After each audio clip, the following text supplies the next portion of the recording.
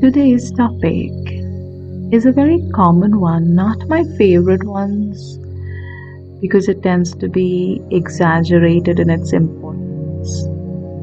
But I felt that I should share this information anyway. I'd like to talk about cord cutting. Many people see cord cutting as a very big, powerful process, but in my experience, it is not. The idea that we can simply cut a relationship or a karmic equation with someone is a little delusional. It's completely wrong. Doesn't work like that. The reason why I haven't been in favor of cord cutting is precisely because of this illusion that if we cut our relationship with someone, it is actually over. But the truth is, it is not. It is far from over. Even if by some fluke that person leaves our life, we will simply repeat the pattern with someone else. So let us explore the role. Why am I talking about cord cutting when it's not that effective, and why do I disapprove of it really? Cord cutting does have its place. Like how we take a little bath or we wash our hands. It's not a very effective method. You wash your hands and it can get dirty again in the next 5 minutes. Washing your hands is not a way of ensuring that your hands will never be dirty. But if it is dirty enough, we just clean off the dirt in that moment. That is all it is like with cord cutting. Cord cutting has its place when we feel weighed down, especially as people who work with a lot of people. So for example, if you are a healer or a teacher of any field, or a therapist, anything, or a publicist, meeting lots and lots of people on a regular basis, we tend to form connections, even more so if we are connected empathetically through our jobs, like healers and teachers. So for such people, cord cutting is quite useful, especially in the beginning stages where we have a tendency to get attached to our clients. I remember when I started out as a Reiki teacher, I used to do cord cutting very frequently. It used to help. Every time, maybe every 4 or 5 months, I would start feeling weighed down and pulled back by life, by clients. And then I would remember, yes, let me do a round of cord cutting, and I would feel free and light again. But I would repeat the pattern, you see. It would happen again after the next few months.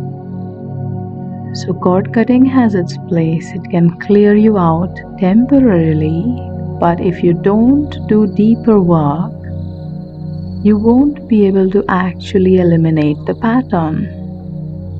So ultimately, if you want to end the relationship or end abuse with someone, you will need therapy and much deeper work to end the reasons why you were attracting this in the first place. It is impossible to form cords unless we form the connection too.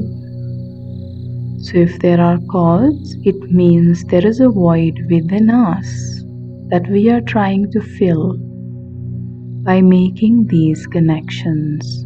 Nothing is one way in life. So if we are giving our energy to someone else, there is some ulterior gain. And identifying and healing this is paramount to making real progress. Any technique of Reiki can be practiced by anyone, even if they haven't learned Reiki, because they're simple and safe. However, the longer you have practiced sincerely, the more effective this is going to be, Because for all of these techniques, what matters most is intent. The more regular and powerful your practice is, the more powerful your intent becomes. With 3 to 6 years of practice, merely wishing it can make these things happen.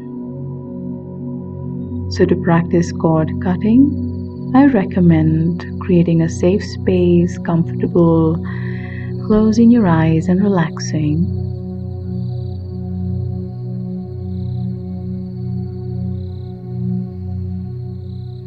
You may even keep a few candles and flowers nearby.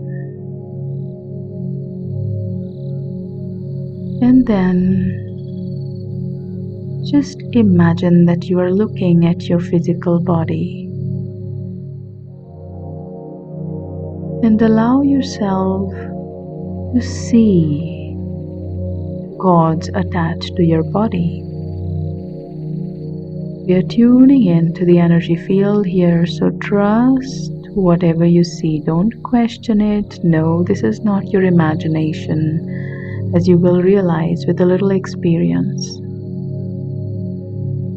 Trust what you see, and when you see these cords, see how thick they are, how many they are. You could work with cords on an individual or a collective level, which means you can think of a specific person. Imagine this person in front of you, and then just ask, do I have cords with this person?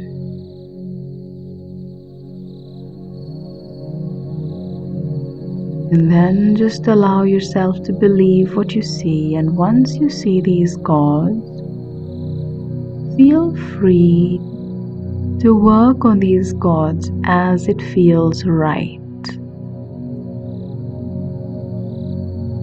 I recommend trusting the intuition the most in cord cutting. Sometimes you just want to cut the cords with a pair of scissors and snip it, burn off the rest of the cord. Sometimes it's not really a rope. Sometimes it feels like a chain or a metal wire. So depending on what it is, you might want to unscrew the cord, you might want to break it, shatter it, burn it, whatever feels right.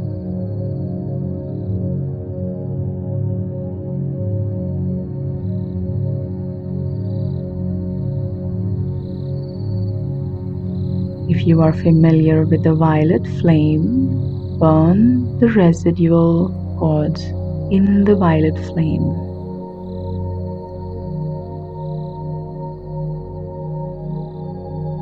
Let it all go, and then give healing to the spaces where the cords were attached to you.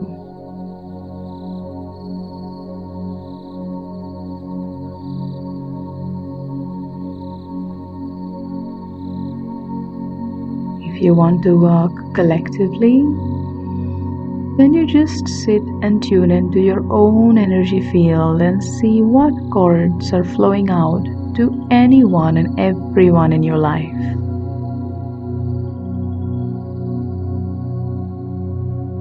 There may be thick cords, thin cords. Just work on releasing all of them, especially if you are a teacher or a healer, and if you're not too attached to the results of your work. Chances are that the temporary transient cords will drop off quite easily.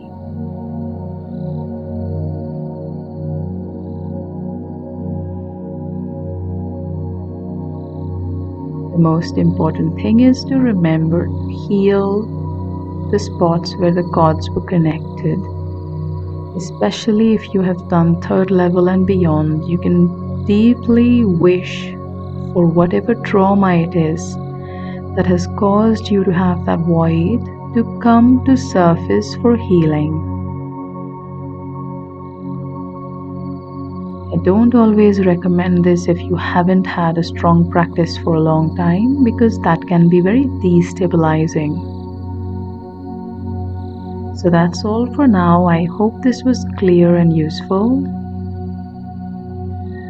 Do feel free to send me your suggestions. Cord cutting was a request on one of my YouTube videos. Thank you for that. And that's all for now. I'll see you soon. Bye bye.